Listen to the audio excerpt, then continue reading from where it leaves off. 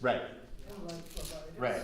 Yeah, well, no, it isn't phlebitis, it's just slow moving, Yeah. and therefore the That's tissue. the thing with all the swelling. Swelling. Yeah. Swelling in the ankle. Right, in the lower part of the body. Yeah. And breathe. Yeah, I think that you know, that's my feeling, is that the massage and the joints and glands have to do with increasing the circulation. Mm-hmm. And I know I've mentioned ischemia before. That's like a technical word for constriction of the capillaries. You know, and it can, I mean, it's more thought of as like constriction of the capillaries in the brain. And so you get like a TIA, a temporary ischemic attack, which is like a stroke. But yeah, I got thinking and I thought, well, I mean, I think constriction of the capillaries could happen anywhere where there's like consistent pressure, like a shirt sleeve or you know, underwear strap or something, just that's pressing. Oh, there's John. Great. Hi, John. Come on in. Just talking about you. Yeah. Your ears ringing? Yeah. And that's great. You're here. That's awesome. So, yeah. So you know, speaking about the stasis ulcers, like I was just mentioning how this student up in Timber Ridge, you know, she has been coming to chair yoga since 2015, and I noticed in the previous years when we did the massage and she would be working on this part of her legs, that her legs were really like open sores.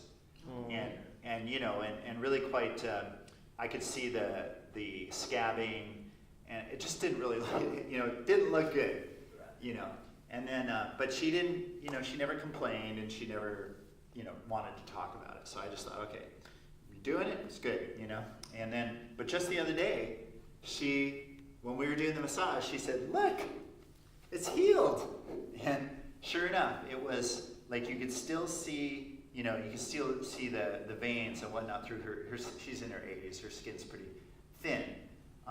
But there were no open sores, and she said that she feels it's because she does the massage. And I just thought, fantastic, you know, and Yeah. you know, it's great to have those kinds of stories. Like if somebody has a story about how their bowel movements have become more easeful or regular, you know, because they do. Yeah, the other day, you know, you had this doing these Yeah. Mm-hmm. and I coughed up the whole works. Yeah. Well, okay. Well, that's yeah, exactly. It's like true confessionals, you know. And if you know, and like somebody else mentioned that they kept noticing, like, you know, and it was someone who actually had a bit of dementia.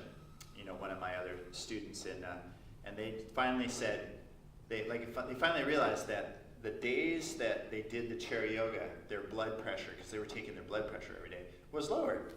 And again, you know, it's like, you know, proof that something that you're doing when you come is really helping your circulation system. Because blood pressure, bowel movements, phlegm, the stasis ulcers, I mean, I think it's all about like energy, moving energy through the body. So you know, keep coming, and even though we do this one day a week, I hope you have, you know, other exercise classes, of course, and if you can remember this routine and do it in addition to the days that you see me, you know, that's great. And I think that you've all indicated you'd like a page that you could have that kind of summarizes the movements too. And I know each of you, you know, has been exercising through a lifetime, so you know the sorts of things that you'd like to do. But I, you know, just in particular these exercises, I'm getting around to doing that. So It'd be nice if it could help dementia. yeah, You know.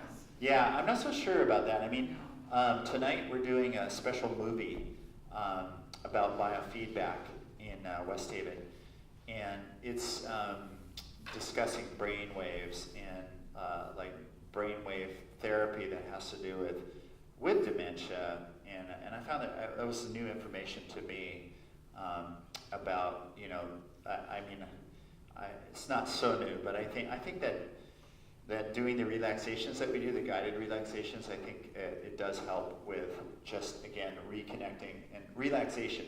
Relaxation is a big part of it. I wish that I could get my husband to come because he has dementia and Oh, yeah. it would be really helpful to him. Yeah, But that would he be. refuses, you know. Yeah. If we could, I know, I'd like to get it to the point where we had the abilities to assist residents who could benefit but can't get here of their own means. You know what I mean? Well, he Like- wouldn't do it anyway, so. Yeah. Well, then we do it for him. All right. Okay. So I invite you to begin today's class, and let's begin by thinking about the word speed. And today, I would say that when I first hear that word speed, I think of things that might be traveling fast or moving fast. But really, it could also be things which are moving slow and even ultra slow, or fast and ultra fast. So let's contemplate speed as we come into the awareness of the breath moving in the nostrils. And for example, as you sense the breath when it first comes in the nostrils, it's likely you'll feel the tingling sensation or some kind of sensation. Maybe you notice, as I do, that the air feels a little cool when it first comes in the nostrils. And I feel that coolness traveling up my nostrils just a bit. But then I notice that it gradually isn't so cool, so it must be getting warmed by its passageway up my nostrils. And as well, when that cool air first comes in my nostrils, it actually feels a little dry to me. And again, I don't really feel that dryness farther up my nose, so I imagine that somehow, as the air is flowing up my nostrils, it's getting warmed and moistened or humidified, so that by the time it gets to the space behind my eyes and starts to move down into my lungs, it's already been warmed somewhat and moistened, so it's not going to dry out my lungs or dry out those tissues. And I'm aware of the speed of my breath. I can feel the passage of the breath. And I can feel the movement of my lungs as I inhale. I feel the ribs expanding and the navel region expanding.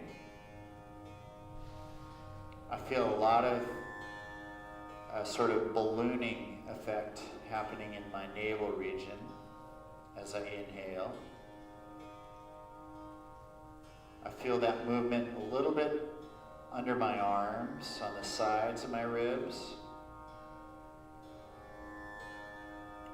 And if I really try, I can imagine that there's even some movement in the back of my lungs, in the back of my body, just above where my kidneys are, as I inhale.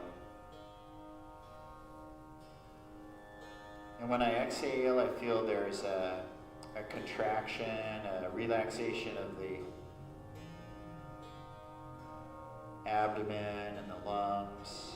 And then when the air is coming out of my nostrils, it feels warm and moist.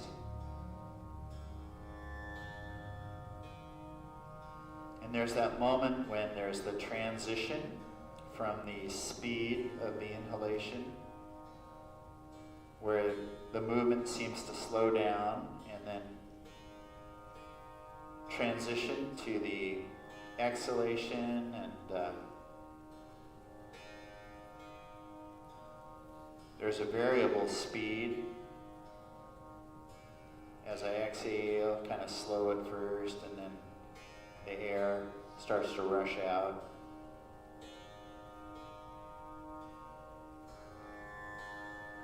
So we'll work with that a lot today as we practice our joints and glands. And now I'm going to chant an invocation to what we call the golden womb, which is like a star or a mountain of light or a field of light that doesn't have any edges, just brilliant light. Kind of symbolizing infinite potential and infinite possibility. And also transcending any kind of limiting descriptions or definitions that I might try to give to it, which as soon as I tried to say what it was, that couldn't possibly be what it was. And that's referred to as the Hiranya Garbha. Hiranya Garbha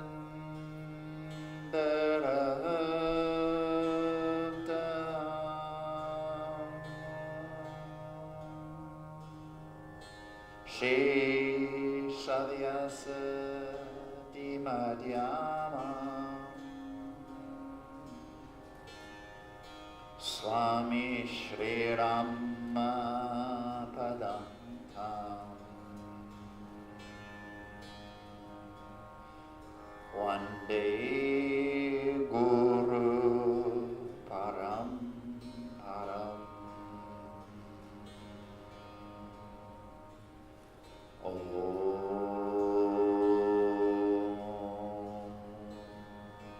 Shanti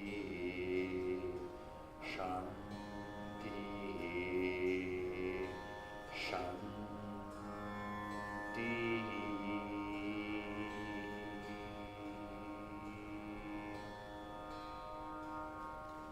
And as you continue to breathe, let us begin to transition outward from this field of infinite light, the Hiranyagarbha, place of spontaneous intuition and infinite wisdom, into the gross body that we're inhabiting. And let's do an overview of all of the joints and glands practices, starting with a little massage. So if you're wearing glasses, I just invite you to just take your glasses off for a moment. Just set them someplace close. And bring your awareness to the base of your thumbs and place these in the middle of your forehead where your nose bridge joins your eyebrows, and smooth across your forehead to your temples. Make a circle there. Do that again. Start in the middle of the forehead, smooth across the dome of your forehead to the temple region. Make a nice circular motion on your sides of your head there, and do it a third time. You can rest whenever you need to. A little higher where the hairline joins the dome of the forehead, smooth across to the temples. Make a nice circle there.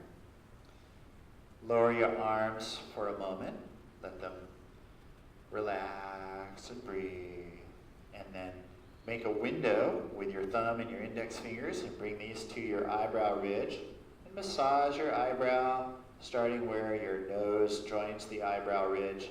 And massage the eyebrow tissues. Feel the curvature of the upper part of your eye socket lying right underneath the eyebrow.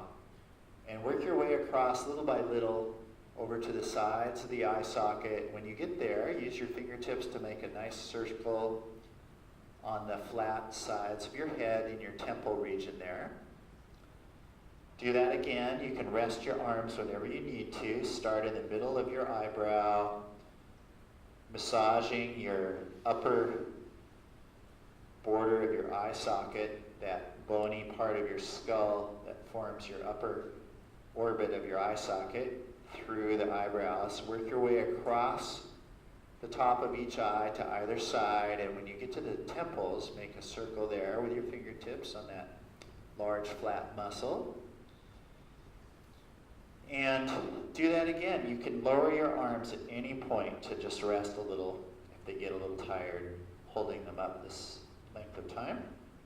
So you're doing each of these massage movements 3 times. When you're massaging this part of your skull, remember that there are spongy areas inside the bone. It's not actually spongy like a bone. I mean spongy like a sponge. But the bone itself is filled with sinus cavities, and which is good, because otherwise it would be super heavy. Okay, after you've massaged your temples, lower your arms, and let the breath continue to flow. Be aware of the speed of your breath and the transitions in speed. It's really great to use your awareness to monitor the fluctuations in speed. So you become supremely curious about how the breath is moving in your body. And now we continue with the massage, raising the index fingers to lay them right alongside the nose, close in towards the top of the nose bridge, but so that you can lay those index fingers on the lower rims of your eye socket right next to the nose. And without pressing on your eyeball, just press on that lower rim, release and press and release, and gradually work your way down and under each eyeball along the lower border of your eye socket now. Noticing things like probably this part of your skull is, this rim is maybe a little sharper feeling than the upper rim. And when you get to the sides of your eyes, make a circle on your temples there, smooth down that masseter muscle. And then we do it again for a second time. We start right next to the nose, pressing and releasing. When we first arrived today, we were speaking about energy flow and the benefits of really increasing circulation, and we're definitely doing that here in this vital region of the face, around the eyes, by pressing and releasing. We sort of squeeze whatever fluids are there, and then they are going to flow back in and be replenished. So once you get to your temples, you make that circle, you lower your arms at any time to rest, and eventually join us again so that we do it 3 times, this pressing and releasing underneath each eyeball along the lower border of the eye socket. And again, this part of the skull is also very strong, but light, because it's filled with there are holes or cavities in the bone called sinuses. And so we get to the temples and we smooth down that masseter muscle, which is involved in